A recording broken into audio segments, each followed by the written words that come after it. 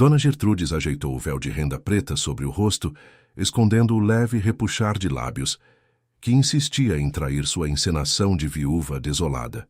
Enquanto o caixão do barão de Alcantara descia lentamente à terra molhada da fazenda Santa Relíquia, ela sentiu o peso da chave da senzala em seu cinto, um troféu de metal frio que agora simbolizava seu domínio absoluto sobre aquelas terras e sobre cada alma que nelas trabalhava. Ela achou que o suborno ao juiz tinha comprado o silêncio eterno, e que o testamento forjado em suas mãos era a última palavra, mas não contava que o passado tinha voltado com um diploma na mão e um segredo guardado no bolso. Naquele momento, entre os soluços fingidos e o cheiro de incenso barato que se misturava à terra úmida, um par de olhos desconhecidos a observava do fundo da capela, prometendo que a justiça tardaria, mas não falharia. Antes de mergulharmos nessa história de traição, ganância e a busca por uma liberdade que foi roubada, eu quero te fazer um convite. Se você acredita que nenhum crime fica escondido para sempre sob o sol do Vale do Paraíba, acompanhe esse relato até o final, pois a reviravolta que aconteceu naquela fazenda vai te deixar sem fôlego. Aproveite agora para deixar sua nota de 0 a 10 para essa história nos comentários e se inscreva no canal para apoiar o nosso trabalho. Sua presença aqui é o que nos move a trazer essas narrativas de coragem e redenção. A chuva castigava o telhado de barro da casa grande, um som rítmico e violento que parecia querer lavar as manchas de sangue e suor impregnadas naquelas paredes de taipa. O Vale do Paraíba, em 1870, era um mar de cafezais que enriquecia poucos e moía a vida de muitos. No centro desse império de café, a fazenda Santa Relíquia erguia-se como um monumento à opressão. O barão de Alcantara tinha sido um homem de punhos de ferro, mas nem ele era páreo para a frieza de sua esposa, Gertrudes. Ela nunca o amou.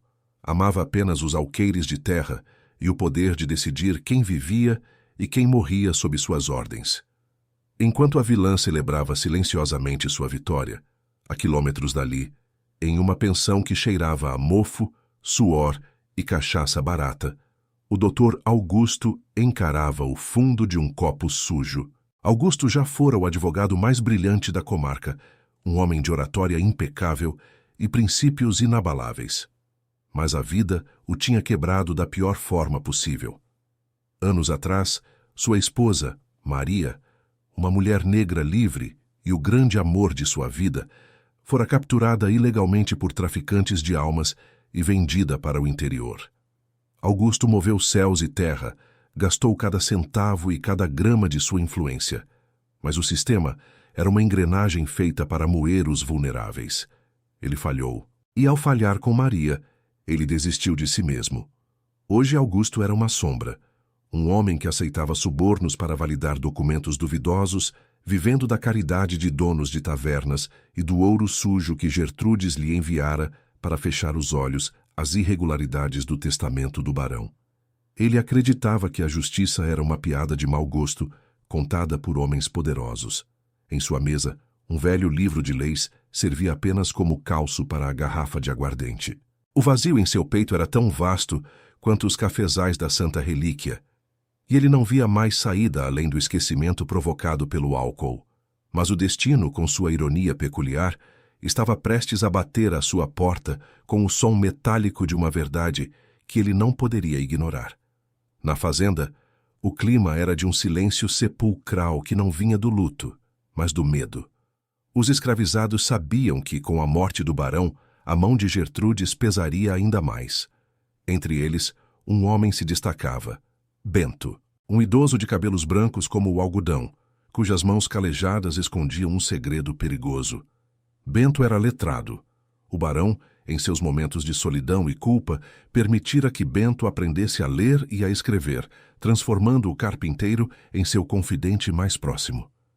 Bento carregava no pulso uma cicatriz terrível em formato de cruz, uma queimadura feita por Gertrudes anos antes, quando ela o pegou tentando ensinar o alfabeto a uma criança na senzala. Bento sabia de algo que faria a casa grande tremer. No leito de morte, o barão, tomado por um surto de arrependimento que só a proximidade do fim pode trazer, redigira um testamento real, Naquele documento, ele garantia a alforria de todos os cativos da Santa Relíquia e reconhecia a existência de um filho, fruto de uma ligação proibida, deixando-lhe metade de suas terras. Bento guardara aquele papel como se fosse sua própria vida, escondendo-o no fundo falso de um baú de ferramentas, na oficina de carpintaria. Era o único lugar onde o cheiro de serragem e o suor do trabalho manual mantinham Gertrudes e seus vestidos de seda bem distantes. Mas a viúva era astuta. Durante o velório, enquanto fingia secar as lágrimas, ela trocou um olhar de cumplicidade com o juiz de órfãos da comarca. O homem, um corrupto de marca maior, já tinha os bolsos cheios do ouro do barão, agora sob controle de Gertrudes. O testamento falso, aquele que mantinha todos na servidão e concentrava a riqueza nas mãos da vilã, já estava pronto para ser homologado. Gertrudes sentia o gosto da vitória. Ela ria discretamente por trás do véu, certa de que ninguém ousaria desafiar sua autoridade. Mal sabia ela que a tempestade que rugia lá fora trazia consigo algo muito mais poderoso que o trovão. No fundo da capela, meio oculto pelas sombras projetadas pelas velas de cera, um forasteiro observava a cena. Ele vestia roupas de viagem gastas, cobertas pela poeira da estrada e pela lama da chuva, mas seu porte era de alguém que conhecia o mundo além daquelas colinas. Samuel, o homem cujo nome não era pronunciado na fazenda há 2 décadas, estava de volta. Vendido como escravo por Gertrudes, quando ainda era um menino, para que ela pudesse eliminar qualquer ameaça à sua linhagem e fortuna, Samuel sobrevivera ao impossível. Fugira de um mercador no porto, cruzara o oceano como marinheiro e, em terras distantes, formara-se em direito, conquistando papéis que lhe davam uma cidadania que nenhum capataz poderia ignorar. Samuel apertou algo dentro do bolso de seu casaco. Era um relógio de bolso de prata, o único presente que recebera do pai antes de ser arrancado de seus braços. O tic-tac do relógio parecia uma contagem regressiva para o ajuste de contas. Ele via Gertrudes e o juiz conspirando à luz das velas e sentia o sangue ferver. Mas Samuel sabia que a força bruta não venceria aquela batalha. Ele precisava de uma mente jurídica, de alguém que conhecesse as frestas daquele sistema corrupto para poder implodi-lo por dentro.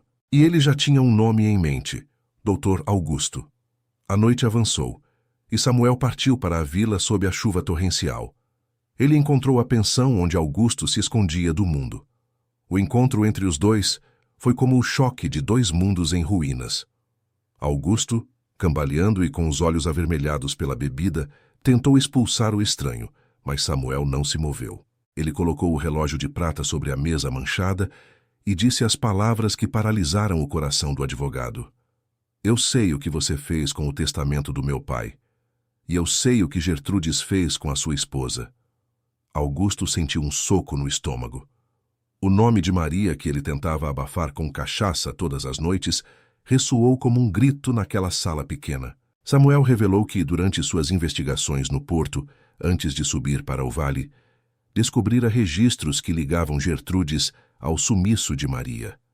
A vilã não apenas sabia para onde ela fora enviada, como fora ela quem orquestrara a captura para silenciar Augusto, que na época começava a investigar os abusos cometidos na Santa Relíquia. Maria não estava morta. Ela tinha sido vendida para o interior como forma de punição e controle sobre o advogado. A revelação foi como um choque elétrico que percorreu a espinha de Augusto, fazendo-o largar o copo, que se estraçalhou no chão. Mas isso era só o começo de uma jornada que exigiria mais do que apenas sede de vingança. O advogado quebrado sentiu, pela primeira vez em anos, o peso de sua própria covardia. Ele olhou para o forasteiro e viu nele não apenas o filho do barão, mas a chance de uma redenção que ele achava ser impossível. No entanto, enfrentar Gertrudes e o juiz significava enfrentar toda a elite da região, homens que não hesitariam em matar para proteger seus privilégios. Samuel olhou fixamente para Augusto e perguntou: Você vai continuar morrendo nesse copo ou vai me ajudar a queimar o sistema que nos tirou tudo? O silêncio que se seguiu foi interrompido apenas pelo tic-tac do relógio de prata e pelo som da chuva que, lá fora, parecia anunciar que a limpeza daquela terra estava apenas começando. E é aqui que muita gente desistiria, diante do poder absoluto de uma mulher como Gertrudes, mas Augusto sentiu o gigante adormecido dentro de si começar a despertar. O que ele não imaginava era que a prova final daquela injustiça não estava com Samuel, mas escondida em uma oficina de carpintaria, sob a guarda de um homem que trazia uma cruz marcada na carne. A tensão estava apenas começando a escalar, e o que aconteceria na manhã seguinte mudaria para sempre o destino de cada alma na fazenda Santa Relíquia. O plano de Samuel era audacioso, mas ele precisava que Augusto recuperasse sua espinha dorsal, e rápido. O tempo estava correndo contra eles, pois a audiência de homologação do testamento falso estava marcada para dali a 2 dias. Se eles falhassem, Samuel seria preso como um impostor, e Maria continuaria perdida na escuridão de uma servidão eterna. O risco era total, e a consequência de um erro seria a morte de todos os envolvidos. Mas Augusto, pela primeira vez em muito tempo, não sentiu medo. Sentiu fúria. E a fúria de um homem que não tem nada a perder é a coisa mais perigosa que existe no mundo. Augusto encarou o líquido turvo dentro da garrafa, mas pela primeira vez em anos, a sede não era de esquecimento. O tremor em suas mãos não vinha mais da abstinência, mas de uma eletricidade que parecia ter despertado cada nervo de seu corpo. Diante dele, Samuel era mais do que um fantasma do passado. Era a prova viva de que a crueldade de Gertrudes não tinha limites. O relógio de prata sobre a mesa marcava os segundos com uma precisão implacável, como se cada batida fosse um lembrete do tempo que Augusto perdera, mergulhado na própria autocompaixão, enquanto sua esposa, Maria, sofria em algum canto esquecido deste país. "Você disse que ela está viva", sussurrou Augusto, a voz falhando, mas os olhos fixos nos de Samuel. "Como pode ter tanta certeza? Gertrudes me disse que ela tinha morrido de febre no porto." Samuel soltou um riso amargo e abriu o relógio de bolso, revelando uma pequena inscrição no interior da tampa. "Gertrudes mente como quem respira, doutor. Ela não queria apenas tirar Maria de você. Ela queria quebrar o seu espírito para que você nunca mais fosse uma ameaça. Eu encontrei o registro de embarque. Ela foi vendida para uma fazenda de cana no norte de Minas, por ordens diretas da viúva desolada que você ajudou a proteger." Aquele foi o momento em que a última barreira de negação de Augusto desmoronou. Ele sentiu um vazio gélido ser preenchido por um calor vulcânico. Mas ele sabia que a fúria sozinha não ganharia aquela guerra. Eles estavam em 1870, e a palavra de uma mulher poderosa como Gertrudes, apoiada por um juiz que ela tinha no bolso, valia mais do que 1000 verdades ditas por um advogado falido e um ex-escravizado. Se você está gostando da forma como a justiça começa a se desenhar nesta história, não esqueça de deixar seu comentário.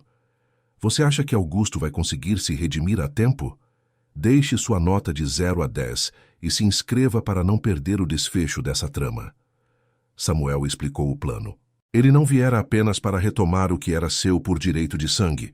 Ele viera para desmantelar a estrutura que permitia que pessoas fossem tratadas como mercadoria, mas para isso precisavam de provas físicas.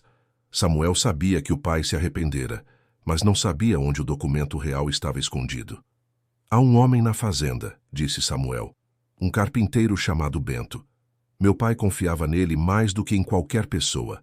Se existe um testamento verdadeiro, Bento sabe onde está." Augusto sentiu um calafrio.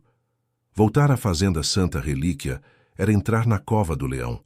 Gertrudes já o vigiava, e o juiz de órfãos, o Dr. Munhoz, não hesitaria em mandar prendê-lo se suspeitasse de qualquer traição. Mas a imagem de Maria sozinha e escravizada por culpa de sua covardia era um combustível mais forte que o medo. Naquela mesma noite, Augusto lavou o rosto com água gelada, vestiu o paletó gasto que não usava há meses e decidiu que a cachaça não mandaria mais em sua vida. O caminho para a redenção passava pelos cafezais sombrios da Santa Relíquia. Enquanto isso, na casa grande, Gertrudes não conseguia dormir. O tic-tac da chuva no telhado a irritava. Ela caminhava pelo salão principal, a luz da vela projetando sua sombra distorcida nas paredes. No seu cinto, a chave da senzala batia contra o quadril, um som que normalmente a confortava, mas que naquela noite parecia um aviso. Ela chamou o feitor, um homem bruto chamado Silvério, que tinha o rosto marcado por brigas e uma lealdade comprada a peso de ouro. Silvério, tem gente estranha rondando a vila, disse ela, a voz fria como o mármore. O advogado Augusto anda conversando com um forasteiro. Quero que você vigie a estrada da fazenda.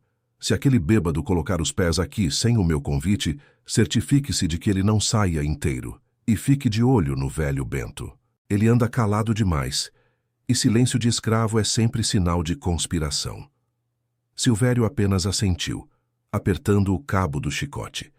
Gertrudes achava que tinha tudo sob controle, mas havia algo que ela não podia comprar: a memória e a lealdade de quem sofreu sob suas mãos.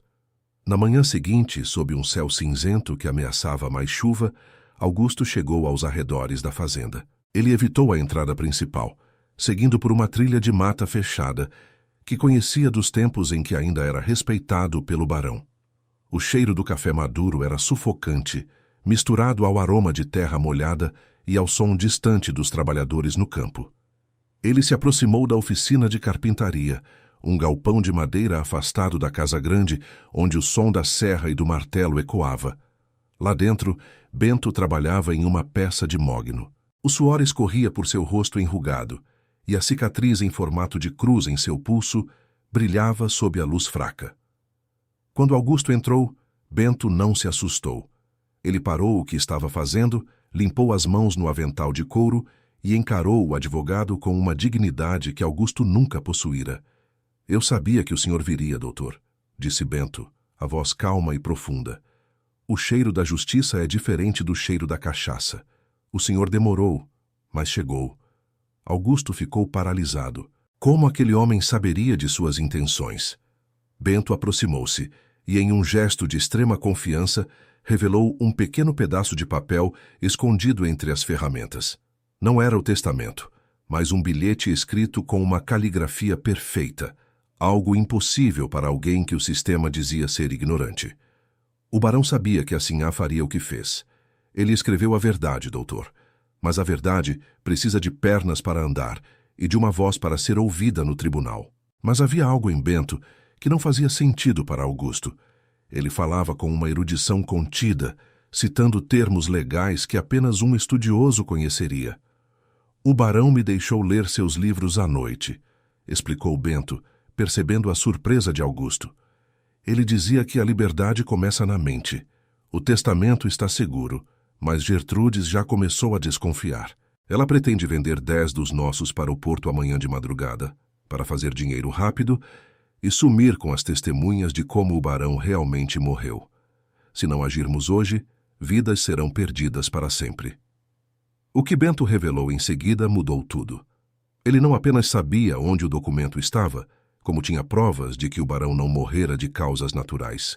Gertrudes acelerara o fim do marido, trocando seus remédios por substâncias que o levaram à loucura e à morte em poucos dias. O testamento real estava escondido dentro do forro de um baú de ferramentas, mas havia um problema. Silvério, o feitor, tinha a chave da oficina e revistava o local todas as noites. Augusto sentiu o peso da responsabilidade. Se ele fosse pego ali, não haveria juiz no mundo que o salvaria. Mas naquele momento, um vulto cruzou a janela da oficina. Era Samuel. Ele conseguira se infiltrar na fazenda, aproveitando a troca de turno dos vigias. O encontro entre Samuel e Bento foi de uma emoção silenciosa e devastadora. O velho carpinteiro caiu de joelhos ao reconhecer o menino que ele tentara proteger 20 anos atrás. O Senhor voltou, soluçou Bento. O Senhor voltou para nos libertar. Samuel ajudou o velho a se levantar e apertou sua mão com força. Não estou sozinho, Bento. O doutor Augusto está conosco. Os 3 homens, unidos por feridas diferentes, mas causadas pelo mesmo monstro, começaram a traçar o plano final. Eles precisavam resgatar o testamento e levá-lo até a capital, longe da influência do juiz Munhoz. Mas a estrada estava vigiada, e Gertrudes já tinha ordenado o fechamento de todas as saídas da fazenda. Temos que usar a audiência de amanhã, disse Augusto, a mente jurídica funcionando em alta velocidade. Se tentarmos fugir, seremos caçados como animais. Mas, se apresentarmos as provas diante de todos, em praça pública, nem o suborno de Gertrudes poderá abafar o escândalo. Samuel, você tem os papéis da sua cidadania estrangeira. Isso vai forçar o juiz a seguir o rito legal, ou ele corre o risco de criar um incidente diplomático. O plano era arriscado. Augusto teria que se apresentar como cúmplice inicial para poder testemunhar contra Gertrudes, o que significava que ele provavelmente terminaria a noite em uma cela. Mas ele estava disposto a pagar o preço. Ele pensou em Maria e sentiu que qualquer prisão seria um paraíso comparado à cela de culpa em que ele viveu nos últimos anos. No entanto, ele achou que estava tudo resolvido, mas não poderia estar mais enganado. Enquanto saíam da oficina, o som de cavalos se aproximando cortou o silêncio da tarde. Silvério e 3 capatazes cercavam o local. Gertrudes estava montada em seu cavalo negro, segurando um chicote de montaria e com um sorriso gélido no rosto. Eu sabia que os ratos se encontrariam no lixo, gritou ela. Augusto, você foi pago para ser um bêbado silencioso, não um herói de opereta. Silvério, pegue o advogado e o carpinteiro. Quanto ao forasteiro, matem-no e joguem o corpo no rio. Ninguém sentirá falta de mais um andarilho. A tensão atingiu o ponto de ruptura. Samuel sacou o relógio de prata, não como uma arma, mas como um símbolo, e o tic-tac pareceu ecoar pelo pátio da fazenda como um trovão. O nome do meu pai era Alcantara, Gertrudes, e eu sou o herdeiro legítimo desta terra. A viúva empalideceu por um segundo, mas logo recuperou a arrogância. Herdeiros não voltam dos mortos. Matem todos. O que aconteceu em seguida foi um caos de lama, gritos e a busca desesperada pela sobrevivência. Samuel conseguiu lutar contra um dos capatazes, enquanto Bento tentava proteger o baú onde o segredo estava escondido. Augusto, usando toda a força que lhe restava, derrubou Silvério, mas o feitor era mais forte e estava armado. E é aqui que muita gente desistiria, mas a visão da chave da senzala brilhando no cinto de Gertrudes deu a Augusto uma coragem que ele nunca soube que tinha. Eles conseguiram escapar para a mata sob uma chuva de balas, mas Bento fora ferido no braço. Agora, escondidos na escuridão da floresta, com os cães de Silvério latindo ao fundo, eles tinham apenas algumas horas até o amanhecer. O testamento estava com eles, mas a justiça parecia uma montanha impossível de escalar. O que Gertrudes não sabia é que Augusto guardava um último trunfo. Uma carta que Maria lhe enviara anos atrás, que ele nunca tivera coragem de abrir e que continha a localização exata de onde o ouro do suborno do juiz estava escondido. A guerra estava longe de terminar, e o próximo passo seria o mais perigoso de todos. A escuridão da mata fechada era um labirinto de galhos que pareciam garras, tentando impedir que a verdade chegasse à vila. O som dos cães de Silvério ao longe era um lembrete constante de que a morte estava apenas alguns minutos atrás deles. Samuel carregava Bento, cujo braço sangrava, tingindo a camisa de algodão de um vermelho escuro e viscoso. Augusto, à frente, abria caminho com um facão velho, o coração batendo tão forte que ele quase podia ouvi-lo acima da chuva que voltava a cair. Mas o cansaço físico não era nada comparado ao peso do documento que Bento protegia contra o peito. O testamento real do barão de Alcantara, a sentença de morte do império de Gertrudes. Se você está sentindo a tensão desse momento, imagine o que é estar no meio de uma floresta, sendo caçado como um bicho apenas por querer a liberdade. Essa é a força de uma história que precisa ser contada. Se você ainda não deixou sua nota de 0 a 10 para o desenrolar dessa trama, faça isso agora nos comentários. E se você quer saber se eles vão conseguir chegar ao tribunal vivos, inscreva-se no canal.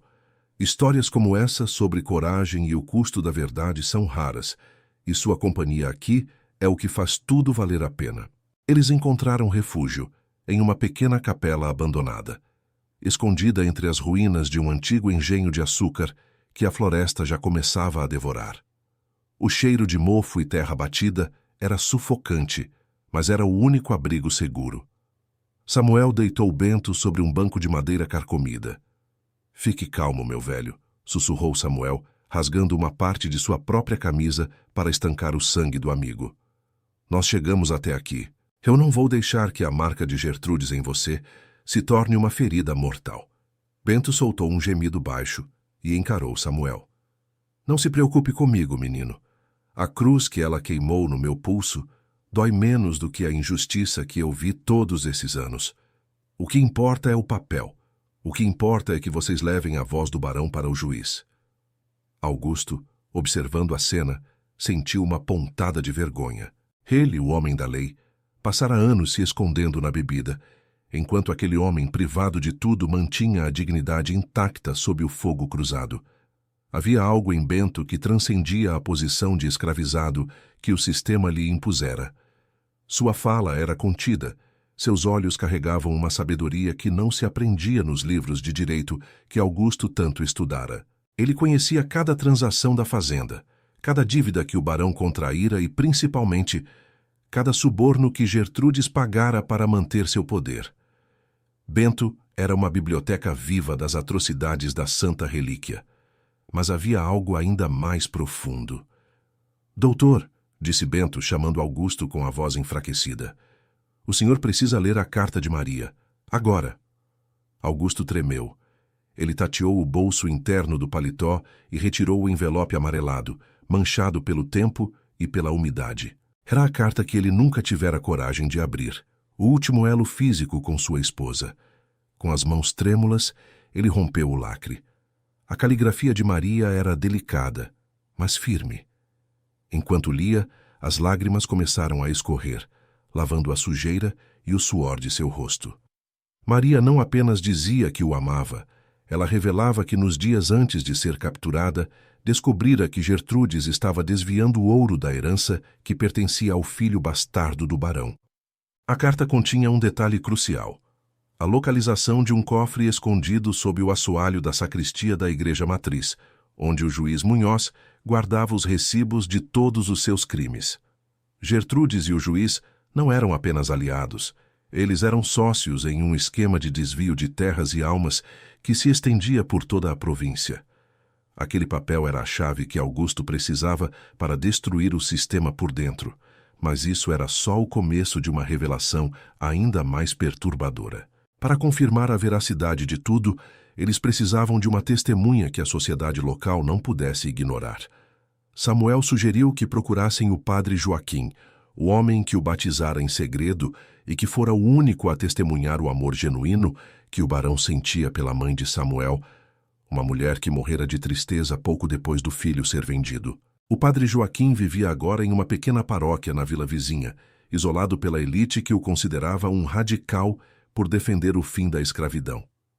O tempo era o seu pior inimigo.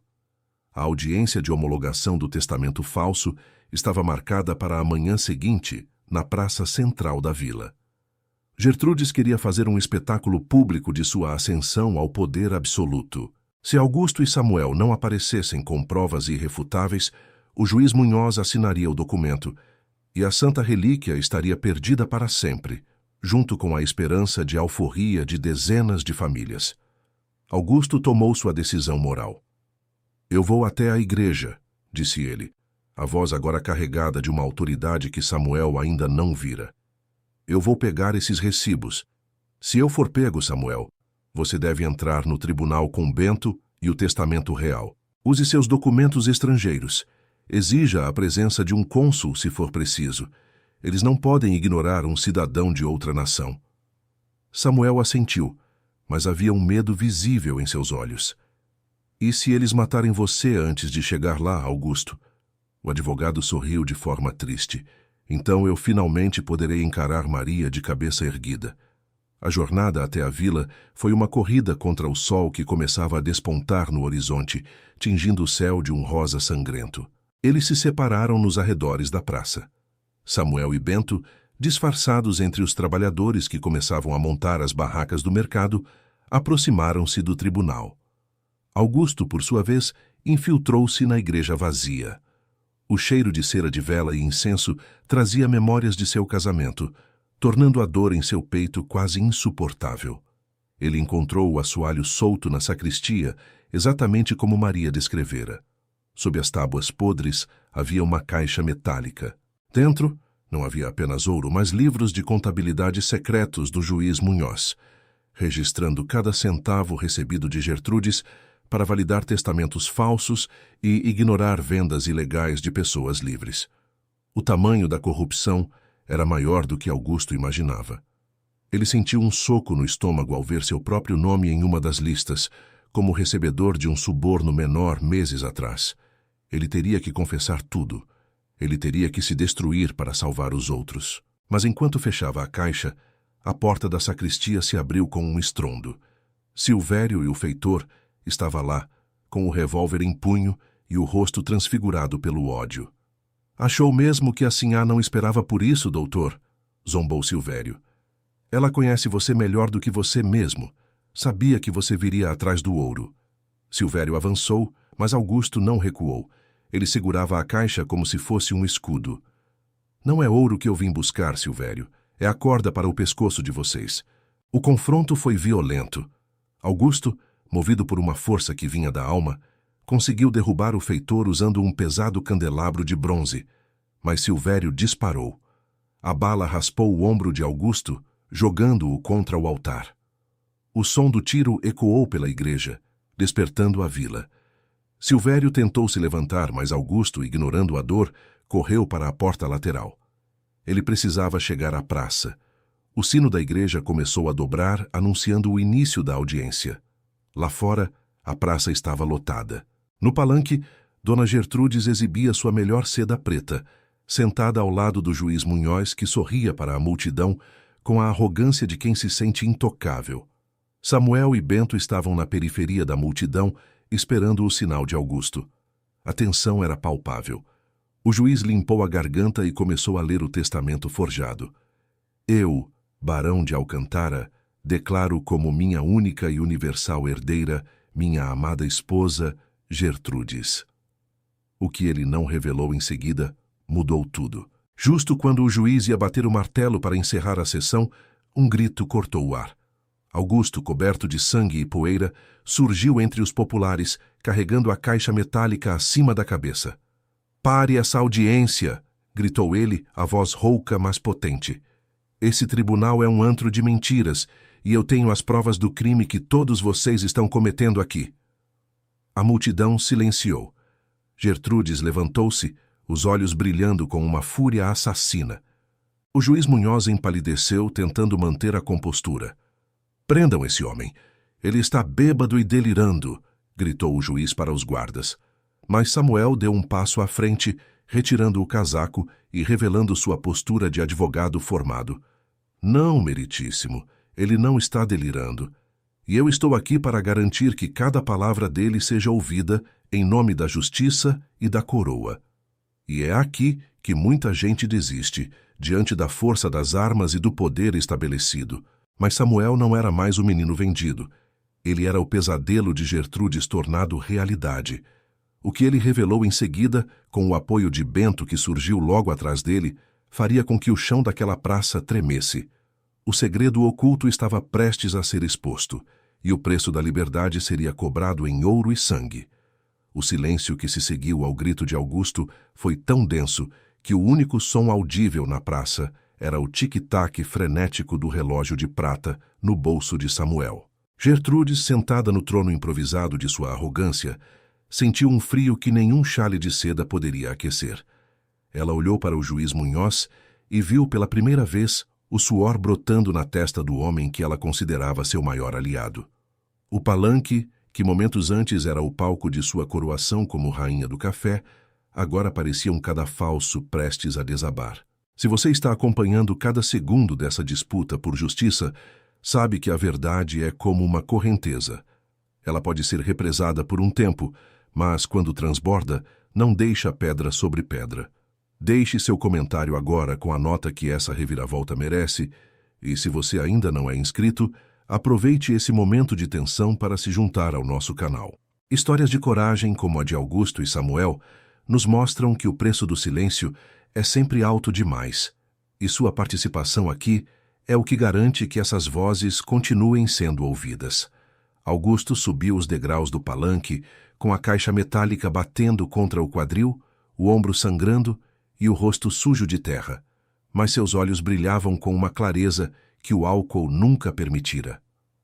Este homem, disse Augusto, apontando para o juiz Munhoz, não é um magistrado, é um mercador de sentenças. E esta mulher que chora a morte de um marido que ela mesma apressou, comprou cada palavra do testamento que acaba de ser lido. O juiz Munhoz bateu o martelo com força, a voz trêmula de ódio e pavor. Guarda, tirem este miserável daqui. Ele confessou que estava na sacristia, ele roubou propriedade da igreja. Augusto soltou uma risada amarga e abriu a caixa diante da multidão. Eu não roubei ouro, Munhoz. Eu recuperei a prova da nossa desonra. Aqui estão os livros de contabilidade secretos. Aqui está o registro de que eu, Augusto, recebi 50.000 réis para não questionar a morte do barão. Eu confesso o meu crime diante de todos vocês, mas não vou cair sozinho. A multidão murmurou, um som crescente de indignação que ecoava pelas paredes de pedra da vila. Gertrudes levantou-se, o véu de renda preta agora rasgado pelo vento. Isso é uma farsa. Esse homem é um bêbado conhecido. E quem é esse forasteiro que o acompanha? Um aventureiro que quer roubar o que é meu por direito. Samuel deu um passo à frente, retirando o relógio de prata e estendendo-o para que todos vissem o brasão da família Alcântara gravado no metal. Meu nome é Samuel de Alcântara. Fui vendido por esta mulher há 20 anos como se fosse um animal de carga. Mas o sangue que corre nas minhas veias é o mesmo do homem que jaz naquela tumba. Ele então se virou para Bento, que subia o palanque carregando o verdadeiro testamento. E aqui está a prova final. Bento, mostre a eles. Bento, com a dignidade de quem carregou o peso do mundo nos ombros, estendeu o pergaminho amarelado. O barão não queria que a santa relíquia fosse um cemitério de almas vivas, disse o velho carpinteiro, a voz ecoando por toda a praça. Ele escreveu este documento na minha presença. Ele deu a liberdade a todos nós e reconheceu seu filho legítimo. Mas o juiz Munhoz, acuado, tentou um último movimento desesperado.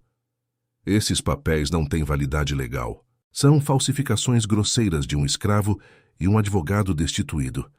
Guardas, prendam-nos agora. Os soldados da milícia local hesitaram, olhando para a multidão que já começava a fechar o cerco ao redor do palanque. E é aqui que muita gente desiste, achando que o sistema sempre protege os seus. Mas Samuel tinha um trunfo que ninguém esperava. Pode prender a nós, Munhoz, disse Samuel, apontando para o fundo da praça, onde 3 homens de casaco comprido e cartolas elegantes observavam tudo, anotando furiosamente em cadernos. Mas terá que prender também os correspondentes do Jornal do Comércio da capital. Eu os trouxe comigo. Cada palavra dita aqui, cada suborno documentado nesta caixa, estará nas mãos do imperador e de toda a corte no Rio de Janeiro amanhã cedo. O silêncio que se seguiu foi quebrado apenas pelo som do martelo do juiz caindo no chão de madeira. Gertrudes sentiu o mundo girar. O poder que ela construíra sobre mentiras e correntes estava se esfarelando diante de seus olhos. Ela olhou para a chave da senzala em seu cinto e, pela primeira vez, sentiu que aquele metal era uma algema prendendo-a ao próprio passado. Mas a vilã ainda tinha uma carta na manga. Ela se aproximou de Samuel e sussurrou, com um veneno que só ela possuía. Você pode ter os papéis, Samuel. Pode ter a multidão. Mas eu sou a única que sabe onde Maria está escondida. Se você me destruir, Augusto nunca mais verá a esposa. Augusto ouviu o sussurro e sentiu o chão sumir sob seus pés. O dilema era cruel. Justiça para todos ou a vida da mulher que ele amava. Ele olhou para Samuel, depois para Bento e por fim para a multidão de rostos esperançosos que aguardavam a liberdade prometida no testamento real. E foi nesse momento que ele percebeu que a liberdade de Maria não poderia ser comprada com o silêncio sobre a escravidão de centenas de outros. Não, Gertrudes, disse Augusto, com a voz embargada, mas firme. Maria me ensinou que a honra não aceita trocas. Samuel, apresente as provas. O destino de Maria está nas mãos de Deus, mas o seu destino está nas mãos desta gente. O que aconteceu em seguida mudou tudo. Bento, em um gesto de coragem suprema, entregou a Augusto um pequeno pedaço de papel que ele mantinha escondido sob a atadura de seu ferimento. Ela não sabe de nada, doutor, sussurrou Bento. Maria conseguiu me enviar uma mensagem através de um tropeiro antes de chegarmos aqui. Ela já está a caminho da vila. Ela fugiu da fazenda no norte de Minas assim que soube que o senhor estava sóbrio. A queda de Gertrudes estava completa. O juiz Munhoz, vendo que a presença da imprensa da capital tornava qualquer manipulação impossível, tentou se desvencilhar de Gertrudes, mas era tarde demais. Augusto abriu um dos livros da caixa e leu em voz alta o valor exato que o juiz recebera no dia do enterro do barão. A praça explodiu em um clamor de justiça que não podia mais ser contido, mas isso era só o começo. Enquanto os guardas, agora sob o comando do capitão da guarda, que se recusava a seguir ordens ilegais diante da imprensa, escoltavam o juiz e a viúva para fora do palanque, Samuel sentiu o peso do relógio de prata finalmente aliviar em seu peito. No entanto, ele achou que o confronto tinha acabado, mas o ódio de Gertrudes ainda reservava uma última surpresa amarga. Enquanto era levada, ela olhou para a oficina de carpintaria que queimava ao longe, uma última vingança contra o lugar onde seus segredos foram guardados. A queda de Gertrudes não foi apenas a ruína de uma mulher, mas o colapso de todo um sistema de medo que ela alimentava com a precisão de um carrasco. Enquanto os soldados a escoltavam para fora da praça, sob o peso dos olhares de desprezo daqueles que ela um dia chicoteou com palavras e ordens, a vilã tropeçou nos próprios degraus do palanque. A chave da senzala, que ela sempre carregou no cinto como um troféu de dominação, desprendeu-se e caiu no chão de terra, sendo imediatamente pisoteada pela multidão que avançava para celebrar a liberdade. O juiz Munhoz, despojado de sua toga de mentiras, tentava cobrir o rosto, mas não havia sombra grande o suficiente para esconder a vergonha de sua corrupção, exposta pelos livros de contabilidade que Augusto recuperara.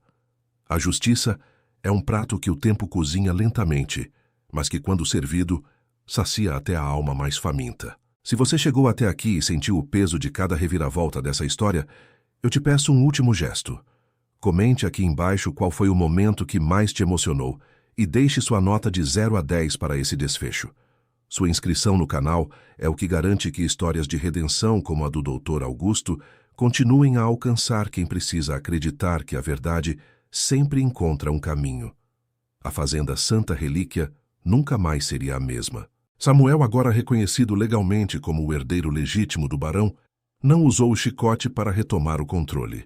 Em um gesto que mudou a história do Vale do Paraíba, ele reuniu todos no terreiro de café e, diante de Bento e do padre Joaquim, declarou que a servidão ali estava morta. A fazenda foi transformada em uma colônia agrícola de trabalhadores livres, onde cada família teria seu pedaço de terra e sua dignidade respeitada. Bento, o velho carpinteiro que guardara o segredo com a própria vida, tornou-se o conselheiro daquela nova comunidade, ensinando não apenas o ofício da madeira, mas as letras que libertam a mente. Mas o momento mais esperado aconteceu na varanda da Casa Grande semanas depois. Augusto, agora um homem de semblante limpo e olhar sereno, estava sentado na mesma cadeira onde antes se afogava em cachaça, mas o copo em sua mão continha apenas água fresca. O som de uma charrete aproximando-se pela estrada de terra fez seu coração disparar. Maria desceu do veículo, o rosto marcado pelo cansaço da fuga e pelos anos de injustiça, mas o sorriso ainda era o mesmo que ele guardara na memória. O abraço dos dois não precisou de palavras.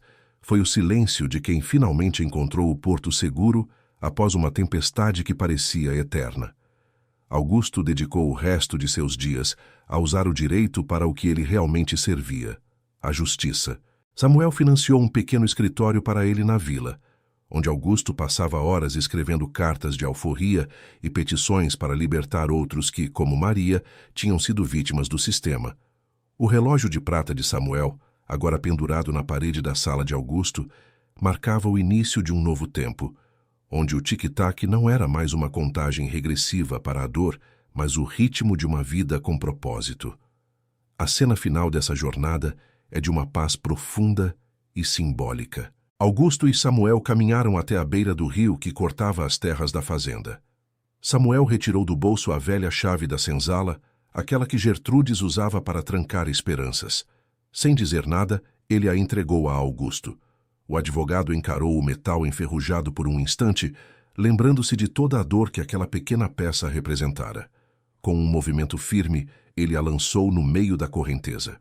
A chave brilhou sob o sol da tarde, antes de mergulhar nas águas barrentas, afundando na lama do fundo do rio, onde seria esquecida pelo tempo. A mensagem que fica gravada no coração de quem ouve esse relato é simples. A verdade deixa rastros que nem o ouro mais puro pode apagar. E a liberdade não é um presente, mas um direito que se retoma com coragem. Enquanto a água seguia seu curso, levando embora os restos de um passado cruel, Augusto e Maria observavam o horizonte, sabendo que, embora as cicatrizes permanecessem, elas agora eram apenas lembretes de uma vitória que ninguém poderia lhes tirar. Muito obrigado por acompanhar essa história até o fim. Não esqueça de se inscrever para receber mais narrativas como esta, repletas de emoção e justiça. Deixe sua nota de 0 a 10 nos comentários e nos vemos na próxima história.